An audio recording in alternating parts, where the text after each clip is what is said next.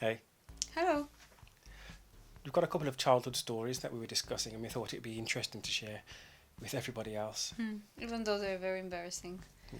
We were like, why not? What happened to you then? Okay, so my one.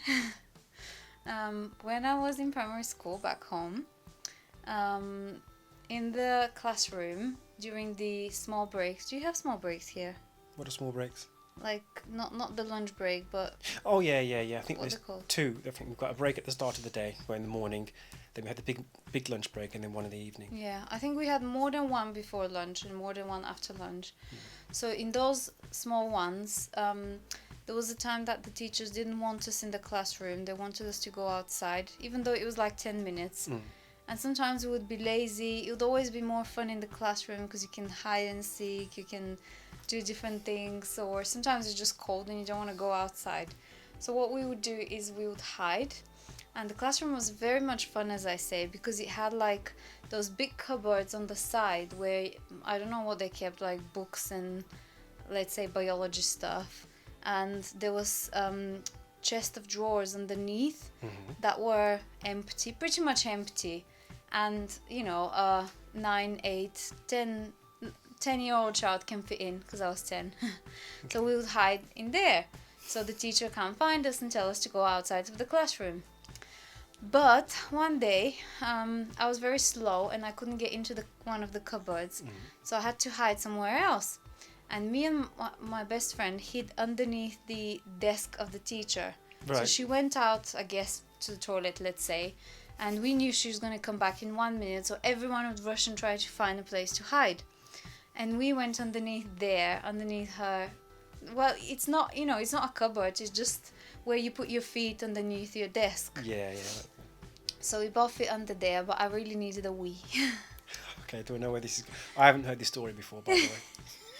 So I needed a wee, and it was hilarious because we missed our chance to hide in a good place and, avoid the excitement that the teacher is going to come back any moment now. And we were giggling with my best friend, and then all of a sudden, I was like, peeing. Under the teacher's desk. Yeah, I was peeing and I couldn't stop it. And when I came back home and I told my mom the whole story, I explained it as if I did like this, we, because you try to hold it like, and you drop a little bit, and then you're like, no, don't do this, and then a little bit more, and then you just can't hold it, and you just do what you need to do. And what were you, 16, did you say? Not 16, I said 10, which is also a very significant age That's for. very old. Yeah. So why couldn't you just go to the toilet? Because we were hiding and I couldn't hold it. I just, I wasn't. I don't know. I didn't plan it. I didn't plan it. So it was more important to you to maintain your hiding space than to actually go to the toilet. Yes. That says something about your priorities, Yeah, as a 10-year-old child and all. And then I had to go back. First of all, everyone found out. So Yeah, I they was would, so they would. embarrassed. I was thinking that until the end of my life, everyone at school would think that I'm that girl that weed herself. And did they? Unfortunately, because it was a primary school, I was only there for another year and not many people mentioned it. Yeah, there was this one. You're very lucky because there's this one girl. I'm not going to mention the name. Who at my primary school, she wet herself, and even to this day, when her name is said, that's the one thing that's remembered, that she wet herself at primary school.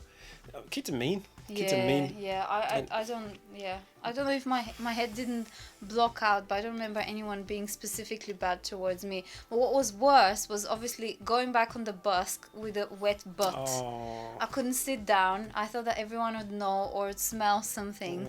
And it's like a half an hour drive. It's not that close. And was it the bus seats that are made from a material, so it wasn't leather? Did it soak into the seat as well? I think so. But So I you're- wouldn't have you're sat the one. anyway. You wouldn't have said. No, I wouldn't have sat anyway. I didn't sit down. I just remember standing up and thinking people would see, people would know, but I wouldn't sit down. And then obviously I didn't get much positive feedback at home from my parents. Positive feedback. Yeah. And Was what's it a book reading? worse, I think the worst part was that one of my other best friends, Right. just before I went, the teacher made her take the sponge that there was chalkboards back then, and the sponge that you clean the chalkboard with the water, with the bucket Oh, of yeah, water. yeah. She made her take it and clean my wee. Why couldn't you clean the Wii? I don't know. Why would you? I think the teacher was just so eager to get rid of me for the rest of the day. And that girl, bless her, like, I felt so bad. So that's my very embarrassing story. Yeah, I learned something new about you every day. Yep. Well, yeah, my story. Yeah, unfortunately, I didn't get as embarrassed as you from the public, Okay. and I didn't have much feedback when I got home. But there's this once where we had a school play, and I think I was like 4 or 5 years old, or something like that. Okay. And it was a big thing. Well, at least from my perspective, it was a big thing because it was like a school play. It's going to be in front of the whole school. All the parents are going to be there on the evening. All the lights, you know. As a kid, it's really built Of up. course. So we had lots of rehearsals. But I remember on this one rehearsal, it was on the day of the play, and it had all of my year group. I think the one above and the one above that were all there on stage, all sat down all neatly. But I felt a pain in my stomach. Okay.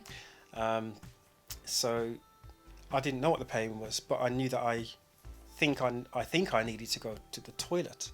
Right. Yeah. So I put my hand up to ask the teacher if, you know, but the thing is, I remember the teacher, Mrs. Bates. She was a very strict teacher at school.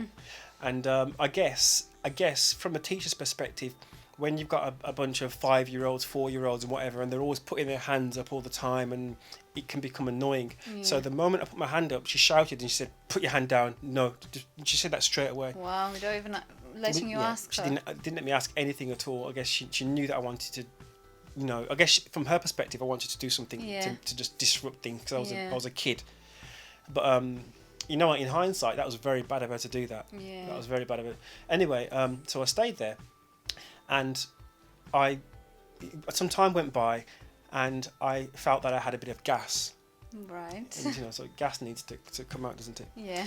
So so I sort of leaned to the side a bit, just to release a bit Let the gas to out. release a bit of gas, and then the gas came out, and it was like, I don't want to be very graphic, but I was like 4 or 5 years old anyway, so you know this doesn't happen every day to everybody. The gas came out, and it was like a bubble, right? Oh man. And you know when you wait for the bubble to burst, Yeah. so the bubble came out and it didn't burst, Oh. and then it's after a while that I realised that it must have been liquid. Oh. Yeah. That's so embarrassing. It was and embarrassing. so sad though. Like the teacher should have let you go. Yeah, and I sat there, and it must have been like an hour or something, and I was just for the whole time I was sat, because as a kid, and I was very disgusted because I was a clean kid, so I was disgusted, and I was sat to the side because I didn't want it to touch me, and for the whole time I was just thinking that the two kids either side of me, which in my mind they weren't kids because they were the same age as me, so these were my peers. I was worried that they were going to smell something, so for the whole time I was there sweating, and I was feeling something there, sat on something, and it just wasn't a That's nice awful. experience for me. So no one ever said anything, and I went home, and I didn't have feedback from home because I think I just got home and I just cleaned myself up and that's it. I don't remember if I told my mum actually. I think if I told my parents, they would have probably went to the school, you know, and said something. That's I mean, for a child it can be traumatizing. Yeah. I mean, I remember it today. Yeah, I mean, I accept my story more as a funny story, and I distinctly remember making my own choice. But you didn't seem that you had that choice. Yeah. So Miss Bates, if you're out there watching, you know, I think she still teaches. I do like you. She was a great teacher. But if In hindsight. in hindsight, if a kid puts their hand up to ask you something, don't dismiss it. At least let them ask the question, and then judge from there if you want to, you know, let them do what they want to do or not. But Yeah, I mean, I think these stories, even though people don't say them much, they're more common than you think. So, yeah, what's your funny, embarrassing story as a child? If you feel like sharing, we're here.